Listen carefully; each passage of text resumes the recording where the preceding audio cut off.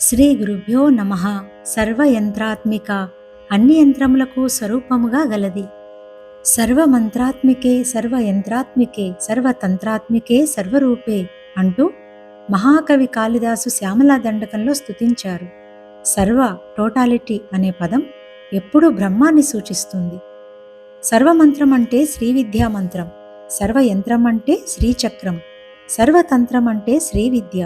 అమ్మే సర్వమంత్రాలు, అమ్మే సర్వయంత్రాలు, అమ్మే సర్వతంత్రాలు. నియమించేది కాబట్టి ఆమెకు నియంత అని పేరు. యమింపబడేదానికి యంత్రము అని పేరు. యంత్రము అనగానే మనకొక నిర్జీవ వస్తువు గుర్తుకు వస్తుంది. కానీ శాస్త్ర దృష్టిలో యంత్రం అంటే చైతన్యాన్ని నియంత్రించి నిర్దిష్ట దిశలో ప్రవహింపచేసే సాధనం. అందుకే యంత్రం కేవలం ఆకారం కాదు, అది ఒక చైతన్య నిర్మాణం, కాన్షియస్ స్ట్రక్చర్. శరీరంలో పనిచేసే అన్ని భాగాలు కూడా యంత్రాల కిందకే వస్తాయి.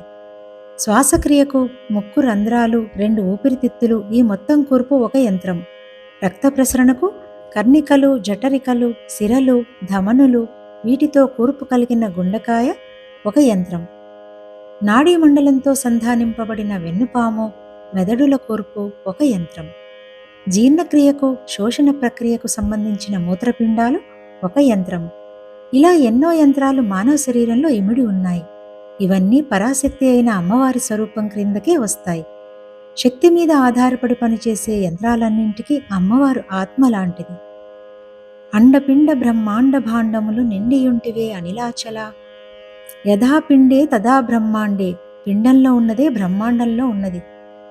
దేహంలో ఎలా అయితే యంత్ర అమరిక ఉందో విశ్వ నిర్వహణకు కూడా అలా యంత్ర అమరిక ఉంటుంది. విశ్వస్థాయిలో యంత్రాలు: సూర్యుడు కాలచక్రాన్ని నడిపే మహాయంత్రం, చంద్రుడు జల ప్రవాహాలు, మనస్సు ప్రభావం, భూమి గురుత్వాకర్షణ, జీవన పోషణ. ఈ సమస్త యంత్ర వ్యవస్థను సమన్వయపరిచేది పరాశక్తి. విశ్వ నిర్వహణకు దోహదపడే సకల దేవతలను యంత్రాలతో సమన్వయపరిచి ఆరాధించడమే గణపతి యంత్రం, లక్ష్మీ యంత్రం, మత్స్య యంత్రం, సుదర్శన యంత్రం మొదలైనవి. యంత్రాలలో శ్రీచక్రం రాజు లాంటిది, బిందువు పరబ్రహ్మ, త్రికోణాలు శక్తి, వృత్తాలు చైతన్యం ప్రవాహం. ఇది మొత్తం విశ్వ నిర్మాణానికి బ్లూ ప్రింట్ అన్నమాట.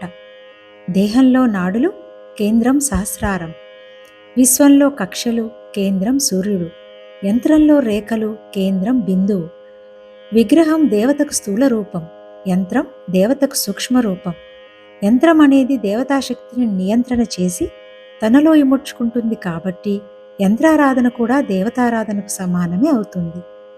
బీజంలో వృక్షం ఎలా అయితే ఉందో, వీర్యంలో జీవి ఎలా అయితే ఉందో, ప్రపంచంలో మనం చూసే ఆకృతులన్నీ బిందువులో ఇమిడి ఉంటాయి. ఈ బిందువును అధిష్ఠించి ఉండేది పరాశక్తి. అందువల్లనే అన్ని యంత్రాలకు అమ్మవారు ఆత్మ వంటిది అని అన్నారు.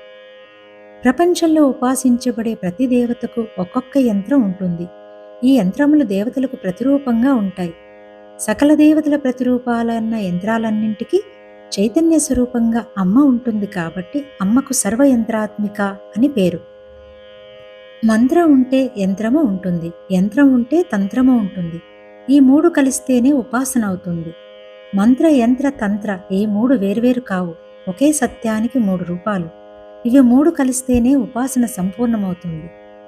మంత్రం జపిస్తే శక్తి మేల్కుంటుంది, యంత్రం ధ్యానం చేస్తే శక్తి కేంద్రీకృతమవుతుంది, తంత్రం పాటిస్తే శక్తి సరిగ్గా ప్రవహిస్తోంది. ఈ 3 కలిస్తేనే అమ్మ అనుభవంలోకి వస్తోంది. అమ్మ జ్ఞానాంబ, జ్ఞాత జ్ఞేయము జ్ఞానము 3 నీవే కదమ్మా. జీవ జగత్తు జగదీశ్వరుడు 3 నీవే కదమ్మా. అతడు నీవు నేను 3 నీవే కదమ్మా. త్రిపుటి నీవు, త్రిపుర సుందరి నీవు